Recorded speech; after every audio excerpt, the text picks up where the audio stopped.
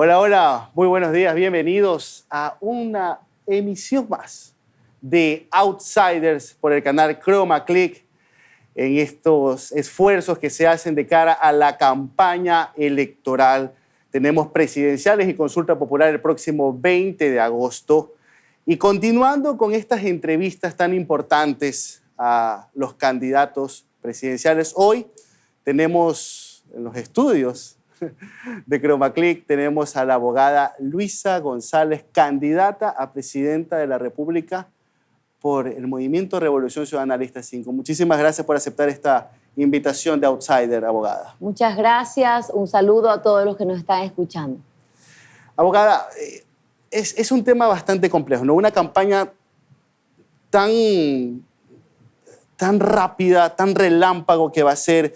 Ha sido todo a gran velocidad, candidaturas, postulaciones, nominaciones, inscripciones. En estos momentos el CNE y hasta el contencioso electoral ya están avanzando con los procesos de inscripción. ¿Cómo ha sentido estas semanas que han sido tan vertiginosas? Omar, primero Luisa, por favor, no abogada. Que yo soy manabita, pero mis padres no me pusieron abogada por nombre, por suerte. A ver, nosotros somos una organización política, somos un proyecto político, un proyecto ciudadano y un proceso ciudadano. A nosotros no nos toma desprevenidos una campaña electoral, porque nosotros tenemos estructura, militancia, organización en cada rincón de la patria. A nosotros nos diferencia de todos los demás partidos políticos, que a ellos sí les ha tomado sorpresa esto, les coge sin tener una organización.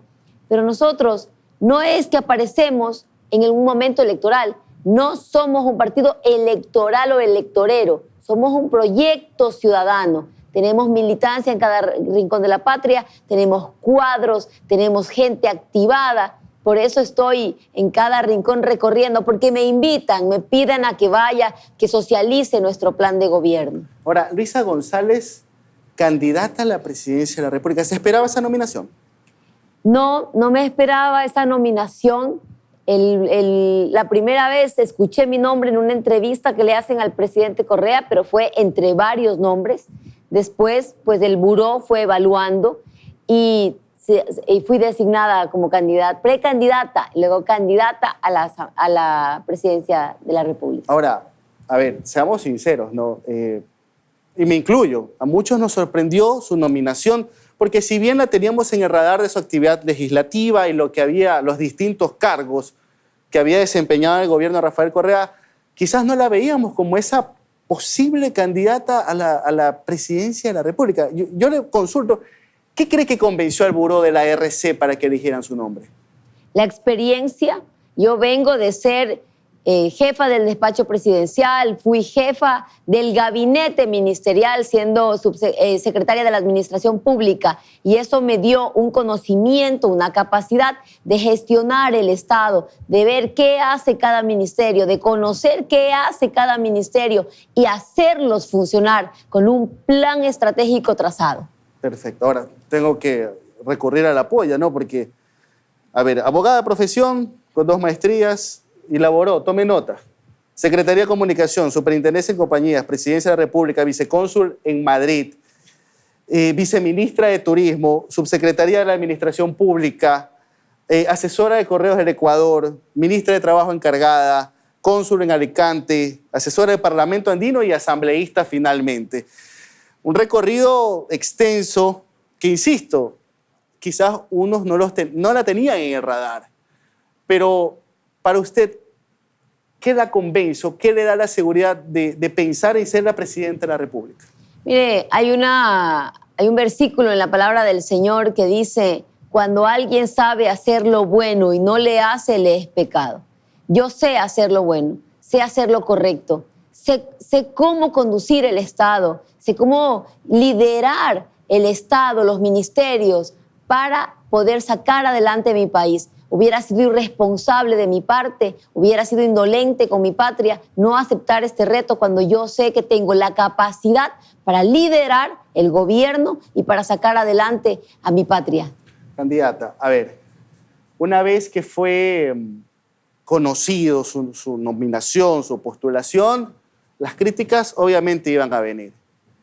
Y para esta entrevista uno hace lo que es el barrido de redes, ¿no verdad? Para ver qué es lo que se dice de X o Y candidato. Recuerdo que hace 2 semanas un periodista acá en Guayaquil, voy a obviar su nombre para no hacerlo quedar peor, dijo, tan alicaída está la revolución ciudadana que Rafael Correa tiene que lanzar a su secretaria. Otras personas indican que cómo es posible que la mayor fuerza política del país presente, insisto, estoy replicando lo que dice cierta gente, presente una mujer para combatir una guerra contra el narcotráfico. Y otros hasta llegan al punto de decir, con esta candidatura, con este binomio, la RC juega a perder. ¿Cómo toma esos comentarios? ¿Le afectan? En lo absoluto, más bien con esto me recuerda, yo tengo una tía que fue diputada, fue entre Cecilia Calderón y ella, Elba González, fueron las 2 primeras diputadas en el país. Cuando ella fue diputada dijeron, tan en crisis están, tan en decadencia están que envían una mujer al Congreso. Esa fue la postura. Y poco a poco hemos ido luchando por el acceso de la mujer a diferentes aspectos, en la economía popular y solidaria, en la asociatividad, en los espacios políticos, y hemos demostrado que somos capaces de liderar los estados y que normalmente ha pasado en el mundo, no en Ecuador, que cuando hay estados conducidos por mujeres llegan a desarrollarse. Ahora vamos, eso de sexo débil, de que una mujer no puede liderar una guerra contra las mafias, el combate contra la delincuencia, es totalmente errado. Si no, díganme ustedes qué han hecho los gobiernos actuales, que son liderados por hombres y que no han hecho absolutamente nada y nos han dejado a merced de la delincuencia. Y aquí hay algo importante. En el gobierno de la Revolución Ciudadana, cerca del 40% del gabinete ministerial éramos mujeres. En defensa, en economía, en producción. En el actual gabinete, la mayoría son hombres. Díganme qué funciona. Absolutamente nada. Luisa González sabe cómo conducir el Estado, cómo liderarlo y cómo enfrentar a las mafias y a la delincuencia. Que hay que hacerlo, sí, con mano dura, con determinación, con técnica, con tecnología, con capacidad y conocimiento. Pero la delincuencia y la violencia es la consecuencia, porque la causa generadora de la violencia es el hambre, es la pobreza, es la falta de empleo, es que nuestros jóvenes estén en las calles. Mire usted, ¿qué pasó aquí en Ecuador? Murió Rasquiña. ¿Acabó la banda delictiva? No, se multiplicaron, hubo nuevos líderes. ¿Por qué? Porque la delincuencia y la violencia no solamente se la combate armando, que ya lo hicimos, armamos a la policía, le dimos vehículos, motos y un presupuesto de cerca de $800 millones. Pero si tú no combates las causas generadoras de violencia y de delincuencia, sigues manteniendo los índices de delincuencia. Pero, candidato, usted dice que $800 millones. Un poco más de $800 millones, pero casi 900. Hace una semana hubo un evento en la Policía Nacional en donde el general, no recuerdo en este momento, creo que era el general Salinas, dijo que desde el 2014 no recibían armamento, ni chalecos, ni nada, que estaban prácticamente pecho desnudo combatiendo la delincuencia. ¿Cómo responde una representante del correísmo a ese tipo de declaraciones? Yo le puedo decir al señor Salinas que obviamente demuestra un desconocimiento absoluto de la cartera de Estado que preside. Primero, compramos 4.500 motos aproximadamente y desarticulamos cerca de 4.000 bandas delictivas. Hicimos el EQ 911. El EQ 911, que fue un ejemplo en América Latina, que venían de otros países a replicar ese modelo. Pero yo voy a insistir, el que hable solo de armamento y que no hable de la causa que genera la delincuencia, nos va a condenar a que en lugar de hacer escuelas y universidades, hagamos cárceles y cementerios. Hay que atender las necesidades de la población. Un ejemplo sencillo, nuestros jóvenes no tienen acceso a la universidad porque redujeron el presupuesto para la universidad. No tienen acceso a empleo porque no hay empleo ni siquiera para los profesionales. En su casa pasan hambre, ven violencia, sus padres sin trabajo. Son fácil presa de las bandas delictivas. tenemos que aumentar el presupuesto de las universidades, devolver a nuestros jóvenes a las aulas de clase, fomentar el deporte y dar empleo a las familias, medicina a los hospitales, y así vamos a reducir la delincuencia. Ya vamos a entrar en detalles de lo que son las distintas áreas que va a tener que trabajar este gobierno, pero tengo que hacer esta pregunta. Yo supongo que en estos días vio que en redes sociales circuló una foto suya tipo heroína, con capa. Séame sincero, aquí nadie nos está viendo, no se preocupe. Fue premeditado. Fue su equipo de campaña que lo hizo y le pregunto, ¿no cree que este tipo de situaciones pueden restar quizás seriedad a una campaña? Mire, yo no la hice para comenzar, ni siquiera sabía, me enteré por las redes. Pero la pose sí, ¿no? La pose... Y ojo, la pose es una pose que yo tengo desde chiquita. Tengo fotos de niñita, chiquitita, y siempre me he parado así. Y tengo un problema que encima más me paro con las piernas abiertas, no me paro así. Es una pose mía, no sé quién la hizo, no sé quién la circuló, pero está bastante entretenida la foto. Perfecto. Que hablen en todo caso. Vamos ahora sí entrando a las propuestas. A ver, yo estoy temiendo algo, y yo creo que el país también lo está temiendo, que esta campaña se vuelva monotemática. Seguridad, seguridad, seguridad. Los 8 candidatos a la presidencia van a hablar de seguridad porque es algo que nos quita el sueño. Caramba, no estoy diciendo nada nuevo, pero la gente ya quiere dejar de escuchar, sí, vamos a trabajar en la seguridad, sí, vamos a hacer esto. La gente quiere temas concretos, acciones concretas. Estamos teniendo aquí en Guayaquil una creciente ola de secuestros. Se lo juro, jamás pensé que íbamos a llegar a ese nivel en este país. Hemos tenido en los últimos 2 años vacunación, las vacunas, el tema de los locales, secuestros, atentados, sicariato. ¿Puede decirme 3, 4 acciones concretas? Insisto, los candidatos están diciendo vamos a trabajar por la seguridad. 3, 4 acciones concretas a realizar en el año y medio que usted tendría administración si gana en las urnas. Voy a dar respuesta a eso, no sin antes decir, armar a la policía y atender solo seguridad es irresponsable porque no atiendes la causa, que es el hambre, el desempleo. Quien hable solo de seguridad y de armar a la policía y solamente hable de los planes de seguridad es porque desconoce cómo funciona el Estado. Para dar seguridad, sí, tienes que tener mano dura contra las bandas delictivas. Nosotros desarticulamos cerca de 4.000 bandas delictivas. Tienes que dar armamento a la policía. Los vehículos no funcionan. El presupuesto necesario para atender las necesidades. La policía está inmovilizada. La delincuencia está movilizada. Y eso parte por el presupuesto.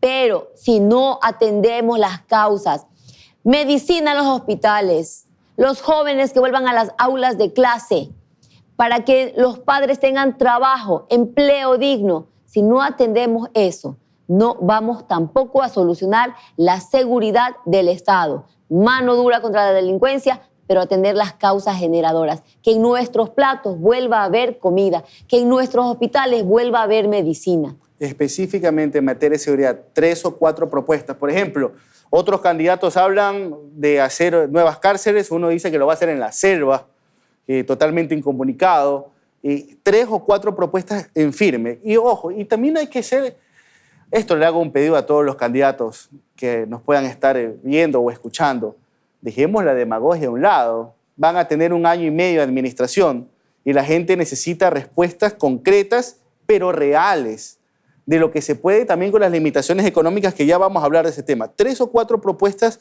de Luisa González con respecto a seguridad. Primero, hay que dar el presupuesto a la policía. Segundo, vamos a hacer una unidad especializada para los temas de las vacunas. Tercero, tenemos que mandar a la capacitación a los policías, aumentar el número de policías y el equipamiento en las zonas más riesgosas. No hay un análisis adecuado actualmente, no se está dotando el armamento necesario en las zonas más peligrosas. Hasta allí van 3 temas fundamentales que hay que empezarlos a trabajar. Pero sobre todo, hay que devolver la institucionalidad. No está funcionando, ¿por qué? Porque trabajan de forma aislada. Voy a crear nuevamente el Ministerio Coordinador de Seguridad para que haga que trabajen en forma coordinada Ministerio de Defensa, las Fuerzas Armadas, Ministerio del Interior, la Policía, EQ 911, y que además se vuelva a tener los gabinetes sectoriales, donde integras además Fiscalía, Consejo de la Judicatura y la Corte Nacional de Justicia, porque mucho es la queja de que la policía captura al delincuente, de que la Fiscalía no formula cargos y de que los jueces los dejan. Ok, vamos a trabajar en conjunto, todas las ramas unidas en una mesa de trabajo para solucionar los problemas de la inseguridad. ¿Qué hacemos con la depuración de la policía y de las Fuerzas Armadas? Porque el que quiera taparse los ojos y no darse cuenta de que ya está infiltrado el narcotráfico, lamentablemente, en nuestros uniformados. Hemos tenido ya casos de militares en servicio activo detenidos, los mismos policías. No nos olvidemos de Don Nasa, pues. Lo que hacía Don Nasa, que entraba a pasear, a hacer visitas diplomáticas al Ministerio de Defensa. ¿Qué se tiene que hacer para depurar a nuestra policía y a nuestras Fuerzas Armadas? Mire, el gobierno tiene unidades de inteligencia. ¿Por qué no aplican esas unidades de inteligencia para que detecten los malos elementos que hay dentro de la fuerza pública? Hay un espíritu de cuerpo también. Están tapando la corrupción y ese espíritu de cuerpo lo está haciendo con esos malos elementos dentro de la Policía Nacional y dentro de las Fuerzas Armadas que hacen quedar mal a estas nobles instituciones, que hay que rescatarlas y volverlas a levantar también el nombre de la policía, el respeto hacia la Policía Nacional, que nos tienen que dar la protección al Estado, el respeto hacia las Fuerzas Armadas. Inteligencia tiene que actuar. Existen muy graves casos de corrupción y pueden existir en todo el mundo. En el Vaticano hay casos de corrupción, pero hay una gran diferencia entre que existan casos de corrupción y que la corrupción esté institucionalizada y se haya tomado al gobierno nacional. ¿Qué es lo que estamos viendo? El caso que se investigó, el informe León de Troya, ¿qué te reflejaba? Que la mafia albanesa se había tomado, ¿qué? La presidencia de la República, el gobierno nacional. Y eso se pudo haber combatido fácil. La policía tiene migración. Listo, que saquen el reporte de cuántos albaneses han entrado al país. No van a ser 2 millones, serán acaso 200, 500, 600, póngale. Que investiguen cuántos son hombres, cuántos son mujeres, cuántos son niños y empiecen a investigar dónde está esa red de mafia. Pero lo han ocultado. ¿Por qué? Porque la mafia, porque las bandas delictivas se han tomado el Estado y hacia eso vamos a ir a trabajar con las unidades de inteligencia también.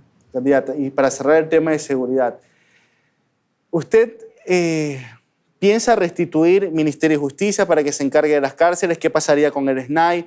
¿Volvería al Ministerio Coordinador de Seguridad? A todo este esquema que en su momento tuvo Rafael Correa y que, ojo, lo que voy a decir no lo digo yo, lo dijo Paco Moncayo, que hace pocos días renunció, que toda esta estructura fue destruida durante el gobierno de Lenín Moreno. ¿Usted restituiría esto o pensaría un nuevo esquema dependiendo de la gravedad de lo que estamos viviendo?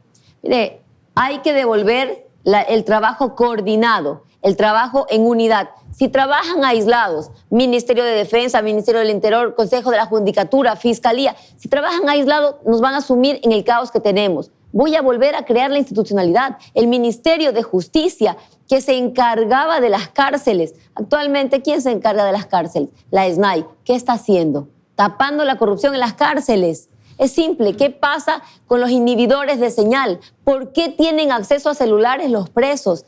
En la cárcel de la Tacunga tú no puedes entrar ni siquiera con aretes. No puedes ingresar con cordones en los zapatos, pero ingresa armamento de largo y corto alcance. Si las cárceles son controladas por el gobierno nacional, ¿por qué el presidente de la República no ha hecho absolutamente nada? Porque la corrupción y los delincuentes se han tomado al gobierno nacional. Vamos al otro tema que le quita el sueño a los ecuatorianos, que es la pobreza y el desempleo. Aquí, para no hablar de memoria, tengo aquí los datos anotados. Según las últimas estimaciones del INEC, el 63.3% de la población económicamente activa, está en el desempleo o en el subempleo, que esa es la cifra que uno debería fijarse y tenerlo siempre presente, 63.3%. Más allá de promesas de que voy a crear 1 millón de empleos, 500.000 empleos, aquí lo importante es yo creo que una administración de 1 año y medio es sentar las bases para mejorar la condición del empleo. ¿Cuál es su propuesta para generación de empleo en el país? Vamos a empezar por lo primero, la inversión pública. Cuando un Estado, cuando un país está en crisis, es necesario que el gobierno entre con toda su fuerza y empiece a empujar la economía, a dinamizar la economía nacional.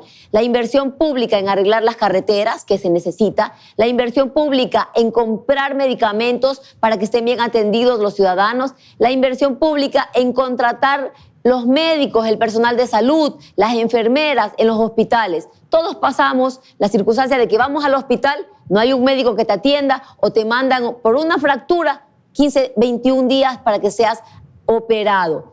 El rato que tú empiezas a dinamizar la economía con inversión pública, con contratar médicos, enfermeras, maestros que son necesarios, ¿qué ocasionas? Que esa persona que hoy ya tiene empleo, ya empieza a consumir, compra más en la tienda, compra más en el bazar, empieza a dinamizarse la economía. Pero, a ver, candidata, ¿no cree que tampoco es el mejor camino aferrarse solo a la inversión pública? Porque eso te puede generar un crecimiento ficticio. Porque hay veces que cuando uno puede inyectar, ¿no?, todo el capital por parte del Estado, pero a la larga el componente de la parte privada también es fundamental para el crecimiento de un país. Sí, vamos allí. Hay que trabajar con la industria, con la empresa privada, que son generadores de empleo. Pero lamentablemente en este tiempo nuestras pequeñas y medianas industrias han dejado de producir, hemos dejado de exportar. Hay que empujar también créditos productivos, bajas tasas de interés. Dinamiza todo esto la economía y empieza poco a poco a generar riqueza para todos. Y ojo, que la inversión pública de la que estoy hablando es una inversión necesaria. Las carreteras las tiene que mantener el Estado. Y eso lo vamos a hacer. Eso genera encadenamientos productivos, reactiva la economía. Las cárceles, hay que dar atención. Las VCs, las UPCs están destrozadas. Les están pidiendo colchones a los gobiernos autónomos, a los vecinos. En esa situación tienen a la policía. Todo esto es inversión pública de calidad, responsable. El contratar médicos y maestros no es un exceso de gasto público, no es innecesario. Pero ojo, que el señor Lazo lo contaba como parte de la inversión, pues los sueldos de los profesores. Ahora lo pone como inversión. Y nosotros dijimos, eso es inversión en la vida. Hace falta médicos. Nos pasa que la gente va a ser atendida en un hospital público y le dicen, vengan 15 días, no, aquí no se puede, porque despidieron al personal de salud. Solo hasta el 2021 habían despedido 6,000 personas del personal de salud que lo necesitan los hospitales. Nosotros construimos 52 hospitales entre nuevos y repotenciados, 116 centros de salud nuevos y equipados. Y hoy esos hospitales están atendiendo a un mínimo de su capacidad. Usted hablaba de todo este desglose que se necesita, ¿no? Que es urgente invertir salud, educación, universidades. Pero, y es lógica la pregunta, ¿de dónde va a sacar el dinero? Porque el panorama de la macroeconomía también está terrible. Aquí tengo los datos también. Este 2023, solamente este 2023, se van a necesitar 9,000 millones de dólares para cubrir lo más urgente en este país. Aparte, actualmente la deuda pública del Ecuador, por lo menos hasta marzo, estaba por los 73,000 millones de dólares, es decir, el 65% del PIB. El próximo año se vienen pagos de deuda externa duros, lo mismo que el 2025, durísimo. En estos momentos, con las completas, se está pagando los sueldos en el sector público, por más que no lo quiera decir el gobierno, pero con las completas están pagando los sueldos. Va a recibir ese escenario. Está bien, uno quiere invertir en el sector social, en la construcción de carreteras, construcción de hospitales, de escuelas, pero ¿de dónde va a sacar la plata? ¿De dónde va a sacar la plata? Primero hay reservas internacionales que están guardadas en un banco en Suiza en lugar de estar aquí, funcionando para dinamizar la economía, funcionando para el crédito productivo, para la salud, para la educación de nuestras familias. Y hay algo que no puedo dejar de hablar. Dijeron que Correa podía hacer obras porque tenía alto precio del petróleo. Este gobierno ha tenido alto precio del petróleo. ¿Qué está haciendo con nuestros recursos? Ellos han recibido el dinero que se ahorran de la importación de combustibles para generar energía porque tenemos hidroeléctricas, se vende energía. ¿Dónde están esos recursos? Quitaron los subsidios a los combustibles. ¿Dónde están esos recursos que se ahorra el Estado? Y hablamos de que tiene un 65% de deuda en porcentaje de PIB. No estoy escuchando a Teleamazonas, a Ecoavisa, de decir exceso de deuda. Es uno de los países más endeudados del mundo. Así pintaban a la Revolución Ciudadana. Y jamás pasamos del 40% de deuda en porcentaje del PIB. Ahora sí, como tú dices, Omar, se pasa del 60% de deuda, pero sin inversión. No hay inversión en carreteras, no hay inversión en infraestructura, no hay inversión en hidroeléctricas, no hay inversión en salud, en educación. ¿Cómo llegaron a endeudar tanto el país sin hacer una obra? Nosotros vamos a traer las reservas internacionales y ponerlas a trabajar para el Estado. No todas corresponden al Estado, candidato. Usted sabe que hay una parte de los dineros de los depositantes en el encaje bancario, de lo que se conoce como eso. No todo lo que está afuera se puede coger y traerlo y administrarlo el Estado. Mire, el negocio de la banca se entiende que es prestar el dinero. ¿Dónde está ese dinero? ¿Qué hace afuera el dinero?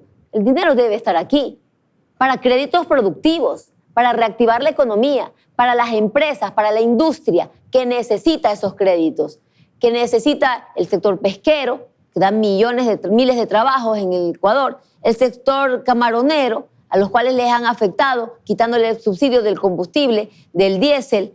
Todos ellos necesitan también crédito productivo.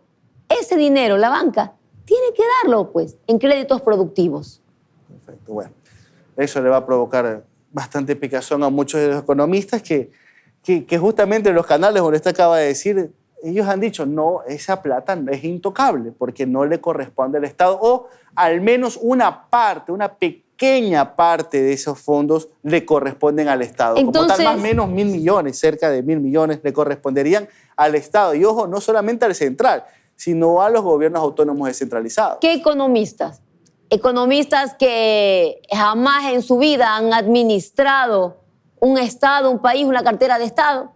Economistas de papel, con todo respeto. Una cosa es escribir un libro, una cosa es sentarte y decir tu creencia, lo que tú piensas, tu criterio. Otra cosa es gestionar el Estado. Otra cosa es sacar 2 millones de personas de la pobreza, que lo hicimos en el gobierno de la Revolución Ciudadana. Y he dicho, mi principal asesor, hablando de economistas, es el presidente Rafael Correa, quien sí sabe administrar los fondos públicos. Ahora, candidata, ¿cuál es su posición con respecto a los TLCs y a las concesiones de ciertos proyectos o por ejemplo, concesiones de vías? El tema de las zonas francas. ¿Qué postura tiene eso, esa unión que puede haber entre el sector privado y el sector público? Nosotros hicimos la ley de las alianzas públicas-privadas. Si tenemos que hacerlas, las vamos a hacer de forma responsable, sin afectar al Estado ecuatoriano, sin el entreguismo que hubo cuando entregabas las concesiones petroleras, 80% para la petrolera, 20% para el Estado. En esas condiciones jamás, pero sí hay que trabajar con las alianzas público-privadas para desarrollar el Estado. Lo de las carreteras habrá que revisar si se puede, si no es factible, si las condiciones de la ciudadanía, de la población, está como para pagar un peaje o no. Y por otra parte, hay que revisar en todo el tema económico en dónde puede actuar el Estado y en dónde puede actuar la empresa privada. Perfecto. Para ir cerrando el círculo de la parte económica, este 20 de agosto que vamos a las urnas, además de asambleístas, además del binomio presidencial, también vamos a tener una consulta popular sobre el Yasuní. Ojo, es un bloque del Yasuní lo que se va a consultar si las personas quieren o no que se mantenga la explotación del petróleo. ¿Qué postura tiene Luisa González con respecto a la explotación del Yasuní? Y le adelanto la otra pregunta. En el caso de que gane el sí, es decir, que la mayoría de los ecuatorianos quiere o decide que el petróleo se quede bajo el suelo, ¿cómo va a suplir esos montos que se reciben? Que, ojo, hay una gran discusión, ¿no? Unos dicen que son 1.200 millones de dólares al año, Otros dicen que apenas son 150 millones de dólares, pero plata es plata. ¿Cómo haría Luisa González en el caso de que gane el sí, o sea, que se mantenga el petróleo bajo el suelo, para poder suplir esos montos, esos dineros? La Revolución Ciudadana hemos sido los primeros en defender la naturaleza. La Constitución de la Revolución Ciudadana del 2008 le dio derechos a la naturaleza y somos los pioneros en esto a nivel mundial. En cuanto al Yasuní, a la explotación en el ITT, es importante informarles a ustedes que ya se está extrayendo el petróleo, que no es que esta consulta va a marcar un antes y un después de si empiezan o no a extraer petróleo. Ya se está extrayendo. Y ojo, para quitar toda esa inversión que se ha hecho, todas las plataformas de extracción, por lo menos va a tardar 3 años. La Corte Constitucional ha dicho que en 1 año deben salir. Técnicamente es imposible. Hay 1.200 millones de dólares que está aportando al Estado la extracción de ese crudo, que es solo extracción y transportación. Las comunidades del sector han dicho que quieren que se siga extrayendo el crudo. Las autoridades del sector han dicho exactamente lo mismo. Hay otras personas que piensan distinto, muy respetable, pero yo sí les diría, si se está proponiendo que el Estado ecuatoriano deje de recibir 1.200 millones de dólares para salud, para educación, para medicinas, para becas, para seguridad, también deberían ser responsables en proponer cómo vamos a compensar esos 1.200 millones. O que el presidente Guillermo Lasso busque que las grandes potencias, que son las que contaminan el mundo, den un fideicomiso donde compensen al Ecuador por dejar ese crudo bajo tierra, que compensen los 1.200 millones de dólares anuales que dejaríamos de percibir. Más o menos usted me está diciendo que está a favor de que se siga explotando el Yasuní. La gente va a ser libre de votar como mejor lo analice. ¿Como binomio tendrá alguna postura oficial? Mi postura es cómo vamos a solucionar los problemas de los ecuatorianos si vamos a dejar de percibir 1.200 millones de dólares. Personalmente creo que con una explotación responsable, sin afectar la naturaleza, y que aquí solo es extracción de petróleo. Sale el petróleo, lo pones en los tanques y lo transportas a otros sitios. La intromisión en el sector, en el área, ya está hecha. Ya están allí los pozos. Pero se puede frenar con esta consulta. Puede ser en 1 año, como puede ser en 3, pero al menos ya será una voluntad de las urnas como para decir, ya basta, ya ingresaste, pero tienes que salir. ¿Y qué ganamos? Cuidar el pulmón del planeta, el Yasuní. Pero ya está hecha la intromisión en esa área. Ya está hecha las plataformas. Ya están sacando el petróleo y transportándolo a otro sitio. Ya está hecha la inversión en el Yasuní. Y ya ganamos también 1.200 millones de dólares anuales. Y el Estado necesita esos recursos. Por eso yo digo, propongamos qué medida de compensación hay. Aquellas personas que dicen, sí, vamos a dejar el petróleo bajo tierra, también que nos digan de forma responsable de dónde sacamos esos recursos para dar medicinas, becas, seguridad a los ecuatorianos, fuentes de empleo a los ecuatorianos. Ok, candidata. Hemos cerrado la parte económica y ahora la invito a ir a una arena que le gusta, la política. A ver, si me permite unos segundos, quiero plantear unas cuantas ideas. Proyectémonos. Luisa González queda como presidenta de la República, asume la presidencia. Al mismo tiempo, la Revolución Ciudadana consigue un bloque considerable de asambleístas, incluso mayor a la del 2021. Digamos que consiguen 65, 67, 68 asambleístas. Durante su administración, usted convoca a Asamblea Constituyente con el objetivo de descabezar o al menos restarle poder a la Corte Constitucional que viene desde la época del Trujillato. A la par, la Revolución Ciudadana encabeza procesos de destitución de la fiscal y del procurador en la nueva Asamblea Nacional. Y al mismo tiempo, en el Consejo de Participación Ciudadana y Control Social, se elige a un nuevo contralor al fin al correísmo. Con todo este escenario, se caen las causas contra Rafael Correa, Jorge Glass, Alexis Mera, entre otras figuras del Correy. Y con esto tenemos a Rafael Correa como candidato en el 2025. Lo que le acabo de describir es la hipótesis que tiene el anticorreísmo. Dicen, por ejemplo, Ramiro García, por ejemplo, dice, este es el plan que tienen ellos. Para esto quieren llegar al poder, porque ya solamente les falta la presidencia, porque ya tienen la judicatura, ya tienen el Consejo de Participación, ya tuvieron la mayoría en la Asamblea. ¿Cuánto de cierto y cuánto de falso es lo que le acabo de enumerar? Basta que venga de Ramiro García para saber que no tiene seriedad alguna. Para comenzar, Rafael Correa y los miembros de la Revolución Ciudadana, líderes de la Revolución Ciudadana, están en el área legal con sus procesos.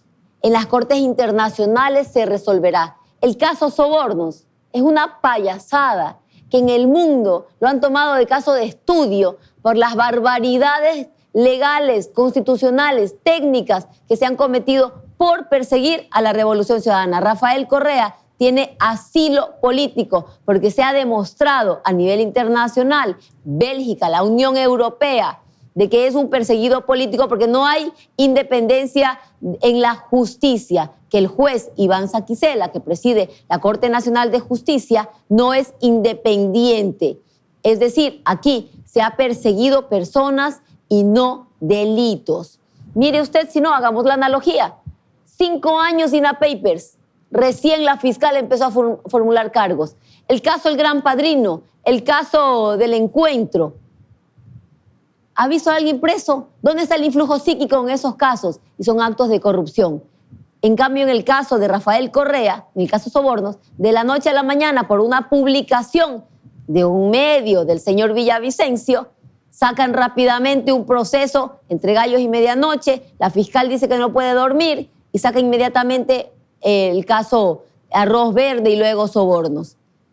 Allí se demuestra la persecución política. Los líderes de la Revolución Ciudadana y Rafael Correa seguirán los procesos en el área judicial. Cuando hablamos de la Asamblea Constituyente, es porque el país no tiene autoridades que puedan defender las necesidades del Estado. ¿Qué se propondría en esa Asamblea Constituyente? Que me digan los ciudadanos si se sienten garantizados por la Corte Nacional de Justicia, si se sienten garantizados sus derechos por la Fiscalía, si las mujeres cuando van allí son atendidas dignamente, los hombres, los niños, los jóvenes, cuando han sido agredidos, ¿qué les dicen? No, tú no necesitas poner una denuncia. No, ya veremos. Los fiscales no están actuando porque también no están garantizada su seguridad. Los mandan a morir y si no, mire la lista de fiscales que han fallecido.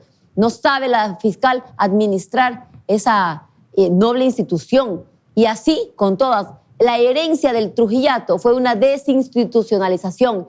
Ningún ciudadano se siente garantizado sus derechos por las instituciones que tenemos hoy. Y sí hay que reorganizar el Estado. La Asamblea Constituyente reorganizaría el Estado y veríamos también los cambios que hay que hacer en la Constitución.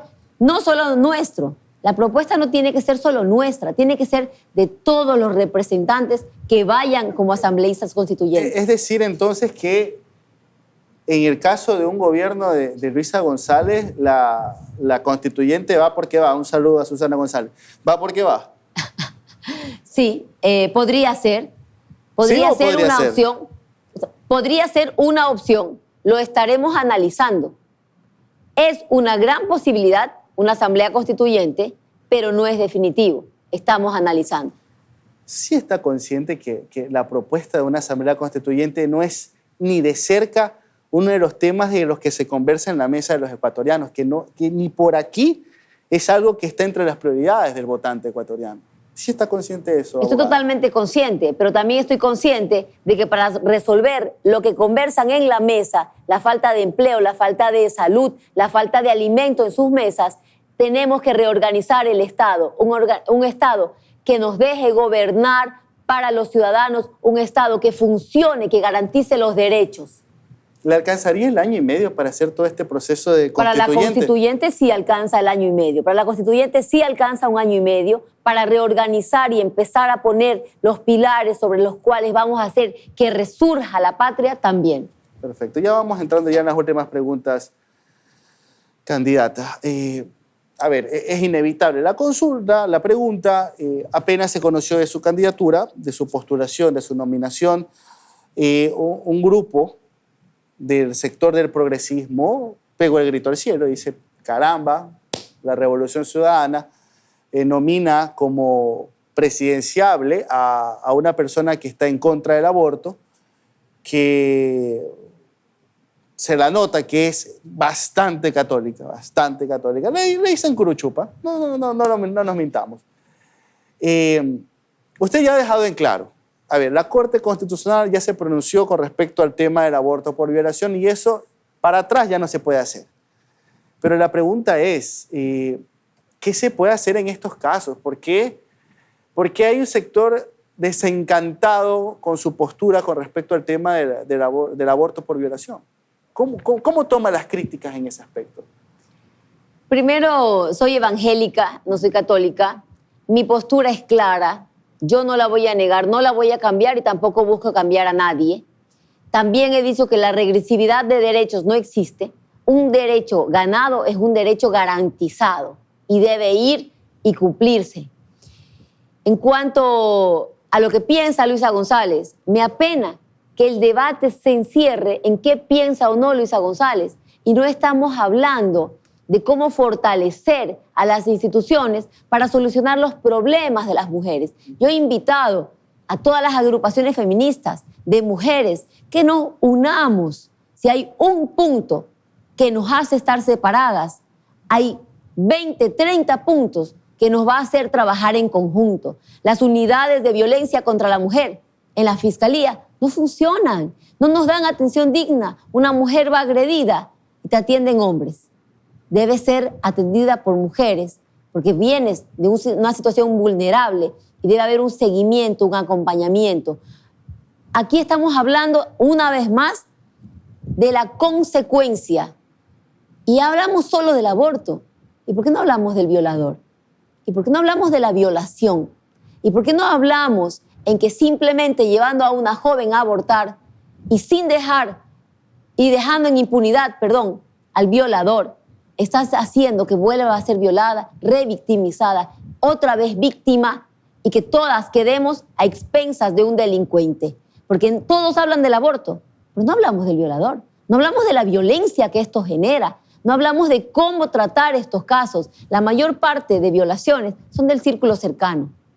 A niñas que las madres no tienen con quién dejarlas. Nosotros habíamos hecho los IBBs para que las madres que trabajan, tal vez vendiendo mercancía en la calle, puedan dejar a sus niñas en un CBB bien cuidadas hasta que ellas salgan. Hay que fortalecer eso. ¿Por qué no trabajamos en cómo empoderar a las mujeres para que levanten sus voces, para que se defiendan, para estar unidas? En todo eso hay que enfocarse, hay que trabajar más allá de cuál es mi postura personal sobre un tema como el aborto. ¿Qué es el progresismo para usted?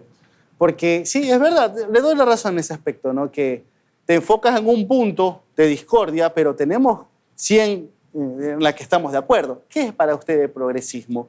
¿Puede haber un progresismo en donde estás en contra, por ejemplo, del aborto? ¿Puede haber un progresismo así? Por supuesto, yo soy una mujer de izquierda, soy una mujer progresista y soy una mujer que defiende la vida en todas sus formas y lo voy a hacer siempre. Pero el progresismo busca la justicia social, el acceso digno al empleo, a la salud, a la educación de todos los ciudadanos. Para ir cerrando, ¿es pecado ser homosexual? El pecado, yo no soy Dios para definirlo. Cada quien elige cuál es su preferencia.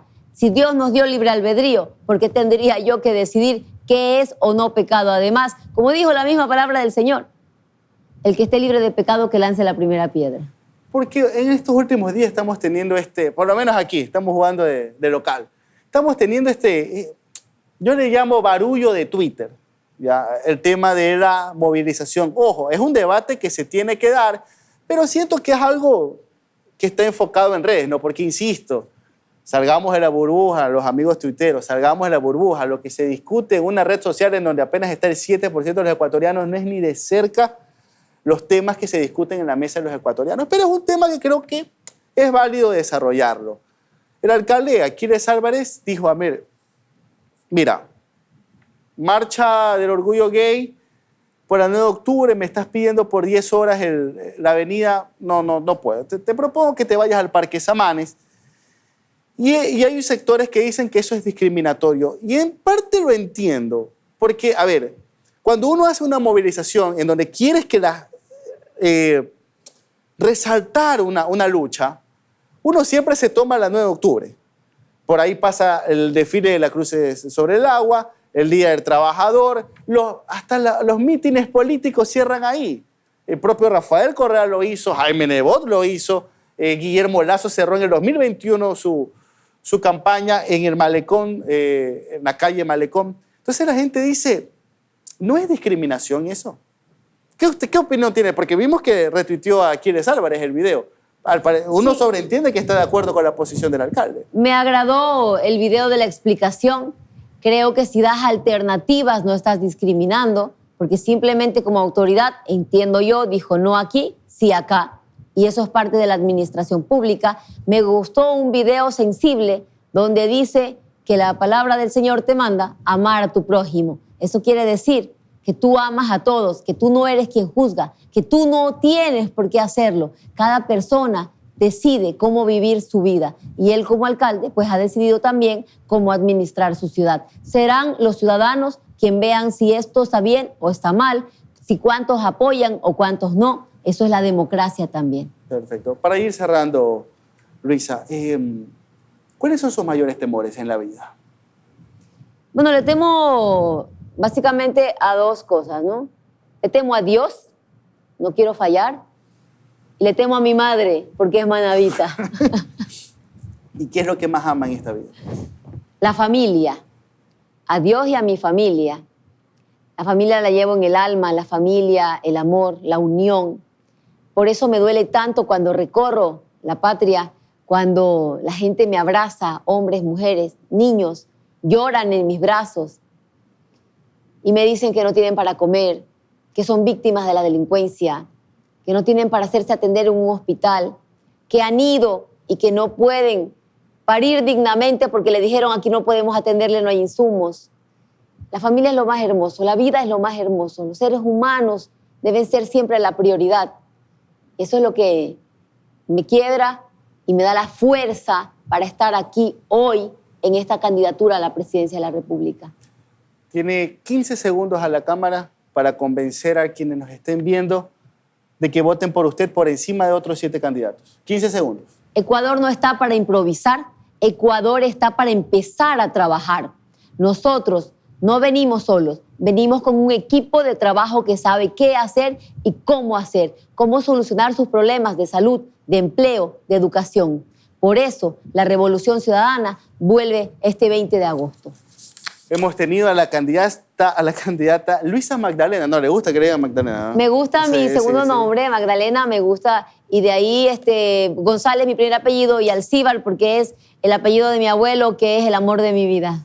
Perfecto. Hemos tenido a la candidata Luisa Magdalena González Alcíbar aquí en el espacio de Outsiders de Chroma Click. Como siempre, como todos los días, le pedimos, no le cuesta nada dar un like, no le cuesta nada suscribirse al canal. Sí le podría estar costando si está de buen ánimo y nos quiere hacer un aporte al superchat. Recuerden que este tipo de proyectos, periodísticos independientes se mantienen es por y para ustedes. Así que suelten de vez en cuando la billetera y apóyenos en estos proyectos. Muchísimas gracias, abogada. Le deseamos suerte. Se viene una campaña durísima en poco tiempo y esperamos que no sea la última vez que la podamos tener en este espacio. No será la última vez y vamos con fuerza. Bueno, esto ha sido todo en esta entrevista especial exclusiva. Le informamos a nuestra audiencia que es pregrabada. No le mentimos a nuestra audiencia. La candidata tuvo agenda durante el fin de semana y nos dio este espacio y la estamos retransmitiendo durante la semana. Bueno, muchísimas gracias y hasta pronto.